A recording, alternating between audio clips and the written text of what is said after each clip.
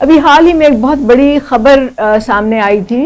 کچھ دن پہلے. اس میں یہ اعلان کیا گیا تھا کہ پاکستان نے کرپٹو کرنسی کے ریزرو قائم کرنے کا فیصلہ کیا ہے, اور یہ خبر ایک تصویر کے ساتھ چھپی جس میں کہ فیلڈ مارشل عاصم منیر کو بلال بن ثاقب کے ساتھ, جو کہ اس پروجیکٹ کے ہیڈ ہیں, ان کے ساتھ دکھایا گیا. تو اس میں بلال بن ثاقب نے یہ کہا کہ یہ جو ریزرو ہیں یہ پرماننٹ ہوں گے, یہ اسپیکولیشن کے لیے نہیں ہوں گے, ان کو بیچا نہیں جائے گا. پھر بلال بن ثاقب نے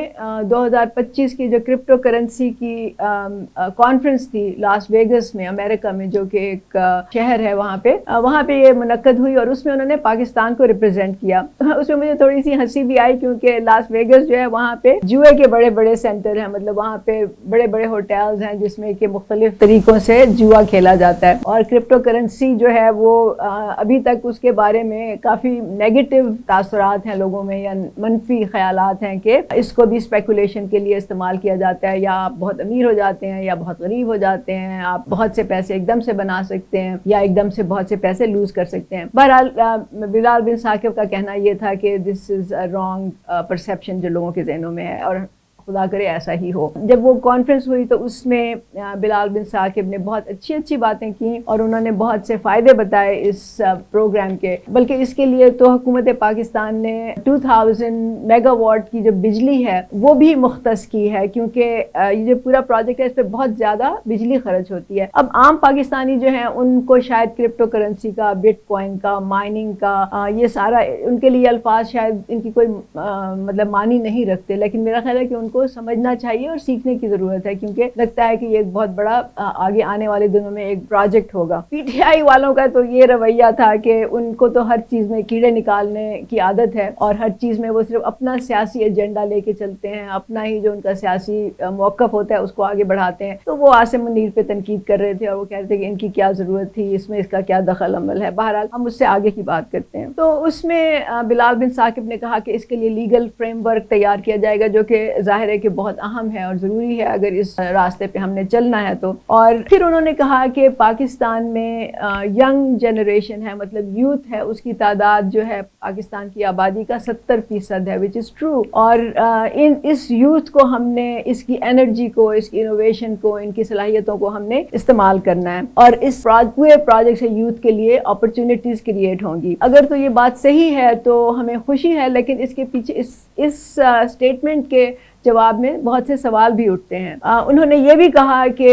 ہر سال پاکستان میں 50,000 آئی ٹی گریجویٹس جو ہیں وہ گریجویٹ ہو کے نکلتے ہیں, اور وہ اس گلوبل ایکو سسٹم کا حصہ بننا چاہتے ہیں. انہوں نے کہا پاکستان میں ایک بہت بڑی تعداد بتائی, مجھے اب یاد نہیں ایگزیکٹلی, کہ یہ اتنے لوگ جو ہیں وہ ان بینکڈ ہیں, مطلب یہ کہ ان کا کوئی بینک اکاؤنٹ نہیں ہے. اس کا مطلب ہے کہ ان کے پاس کوئی سرمایہ نہیں ہے, کوئی پیسے نہیں ہیں, یا ایسٹس نہیں ہیں, لکوڈ ایسٹ. ان کا خیال تھا کہ اس پروجیکٹ کے تھرو ان کو بھی موقع ملے گا کہ وہ اپنا بینک اکاؤنٹ کھول سکیں اور وہ معاشی دھارے میں آ سکیں. اب اس پہ بھی کافی سوال جواب کیے جا سکتے ہیں. پھر انہوں نے کہا کہ جو $36 بلین کی جو ریمیٹنسز آتی ہیں باہر سے, پاکستانی جو بھیجتے ہیں پیسہ, اس کو بھی بٹ کوائنز میں یا کرپٹو کرنسی میں استعمال کیا جا سکتا ہے. پھر انہوں نے کہا کہ جو ان لکوڈ ایسٹس ہیں پاکستان کے, مطلب جو معدنیات ہیں, جو قیمتی دھاتیں ہیں, قیمتی پتھر ہیں, اس طرح کے جو ایسٹس ہیں, ان کو ٹوکنائز کیا جا سکتا ہے بٹ کوائنز کے ذریعے. یہ کانسیپٹ جو ہیں یہ ان کی وضاحت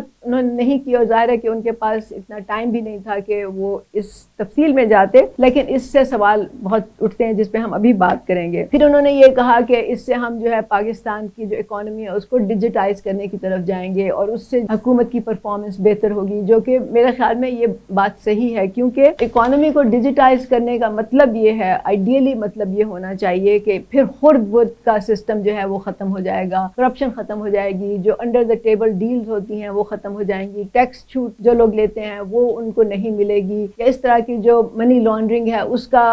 سلسلہ جو ہے وہ شاید کچھ کم ہو سکتا ہے, جو لوگ باہر پیسے بھیج دیتے ہیں اپنے آف شور کمپنیوں میں اس کو کنٹرول کیا جا سکتا ہے. تو اس کے بہت سے اچھے نتائج ہو سکتے ہیں اگر اس کو امپلیمنٹ صحیح طریقے سے کیا جائے. تو جو سوال ہم نے پوچھنے ہیں وہ یہ ہیں, اور وہ بہت ہی میرا خیال ہے کہ اہم ہیں, کہ ہمیں خوشی ہے کہ اگر پاکستان ترقی کی دوڑ میں شامل ہو رہا ہے اور اس طرح کے نئے پروجیکٹس لے کے آ رہے ہیں، لیکن سوال تو بنتا ہے کہ جو یہ انہوں نے بات کی کہ 70% جو یوتھ ہے پاکستان کی، وہ اس میں جو لوگ ہیں ان میں سے کتنے لوگ ہیں جن کو یہ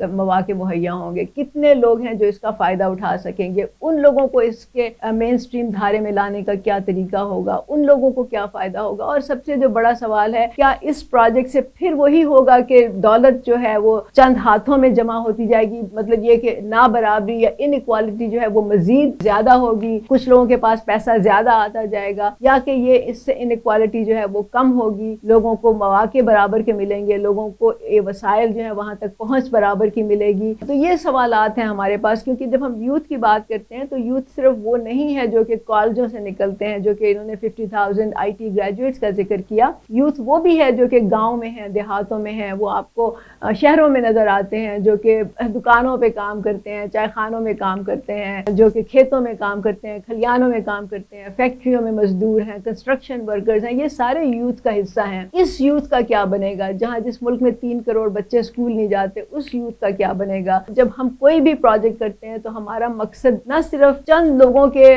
کو آگے لے کے جانا ہوتا ہے، نہ صرف یہ کہ چند لوگوں کے لیے ترقی کے راستے کھولنے ہوتے ہیں، بلکہ ہمارا جو اصل میں مقصد ہونا چاہیے وہ یہ کہ اس ملک کے ہر فرد کو آگے بڑھنے کے مواقع کیسے مل سکتے ہیں، اس ملک میں ہر فرد کو ان اپرچونٹیز تک، ان ریسورسز تک ان کی پہنچ کیسے مل سکتی ہے جس کی مدد سے پھر وہ آگے بڑھیں، جس کی مدد سے وہ پاکستان کو ایک ترقی پسند، روشن خیال اور خوشحال ملک بنانے میں اپنا حصہ ڈال سکیں۔ ہم یہ چاہتے ہیں کہ جو بھی کام اس ملک میں ہو، جو بھی معاشی سسٹم بنے، جو بھی معاشی پروجیکٹ ہو، جو بھی اکانومی کا جو بھی ہم اس میں تبدیلی لے کے آئیں، تو بلا تفریق اس سے کہ ہر بچہ، وہ چاہے کسی بھی مذہب سے ہو، کسی بھی صوبے سے ہو، کسی بھی قوم سے ہو، وہ چاہے کوئی بھی اس کا کلچر کوئی ہو، اس کی زبان کوئی ہو، اس طرح کے جو ڈفرینسز ہوتے ہیں لوگوں میں، اس سے بالا تر ہو کے اس کو قطع نظر اس کے کہ تمام بچے اس ملک کے وسائل اور مواقع میں کس طرح سے برابر کے حصے دار بن سکتے ہیں، برابر کے شریک بن سکتے ہیں، کیونکہ جب تک یہ نہیں ہوگا، جب تک ہم ایک بڑی تعداد کو پیچھے چھوڑیں گے اور چند لوگوں کو لے کے آگے بڑھیں گے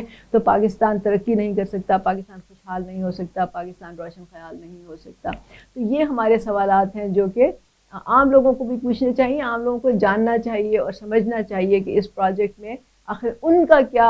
فائدہ ہے یا ان کا کیا نقصان ہے۔ اور میرا خیال ہے کہ اس وقت میڈیا کی ایک بہت اہم ذمہ داری ہے کہ اس پہ ایسے پروگرام کیے جائیں، ایکسپرٹس کو بلایا جائے جن سے یہ سوالات کیے جائیں اور عام لوگوں کو اس ڈسکشن میں شامل کیا جائے، عام لوگوں کو سوال کرنے کا موقع دیا جائے، عام فہم زبان میں لوگوں کو سمجھایا جائے کہ یہ کیا مطلب ہے، ٹوکنائزیشن کا کیا مطلب ہے، کیا ہم نے اپنے جو ہارڈ ایسٹس ہیں، جو ہم کہہ رہے ہیں قیمتی دھاتیں ہیں، پتھر ہیں، معدنیات ہیں، جو انڈر گراؤنڈ ہمارے وسائل ہیں، کیا ہم نے ان کو گروی رکھ دیا ہے، اس کے بدلے میں ان کا کیا ریلیشن شپ ہے آپس میں۔ تو یہ ساری باتیں جو ہیں یہ ہر کسی کے ذہن میں یہ سوال ہونے چاہیے اور ان کو اس کے جواب ملنے چاہیے۔ تو میں یہ آپ سے کہوں گی کہ آپ لوگ اس پہ سوچیں، سمجھیں اور مزید ریسرچ کریں تاکہ آپ بھی کچھ سمجھیں۔ بہت شکریہ۔